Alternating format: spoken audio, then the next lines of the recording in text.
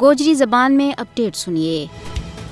ویسے تے اقلیت ہندوستان ماں روز اول تو ظلم و جبر کی چکی ماں پستی چلی آ رہی ہیں، لیکن جب تو بعد RSS کی پاڑی بھی مودی حکومت بھارت ماں لوکاں کا سراں ور مسلط ہوئی ہے، اوت اقلیتاں بالخصوص مسلمانوں کو جینو حرام ہو گیا ہے۔ مودی کا اقتدار میں آن تو بعد ظلم و بربریت اپنا آخری دندہ نہ پہنچ گیا ہے۔ اس واسطے مودی کسی بھی جگہ رتی قالین کو مستحق نہیں ہو سکتا، کیونکہ وہ نہ صرف ہندوستان بلکہ مقبوضہ ریاست جموں کشمیر میں بھی مسلمانوں کے خلاف اپنا جرائم کا حوالہ نال جنگی مجرم ہے۔ اس تو پہلا مودی نے گجرات میں مسلمانوں کو لوٹ ڈولیا۔ انسانیت کے خلاف جرائم ور مودی دنیا کا بڑا ظالمہ کی فہرست میں سر فہرست ہے۔ مودی فسطائی RSS کو تربیت یافتہ جنونی ہے۔ مودی نہ تاریخ کدے بھی معاف نہیں کر سکے۔ مودی کو ہندوتوا نظریہ نہ صرف علاقائی بلکہ عالمی امن واسطے ایک مچ بڑو خطرہ ہے۔ مودی وہ شخص ہے جڑو اپنے زیر تسلط جموں کشمیر میں ہندو بالادستی اور ہندو طرز زندگی نہ نافذ کرنا چاہتا ہے۔ ہندوستان میں مودی کا اقتدار میں آن تو بعد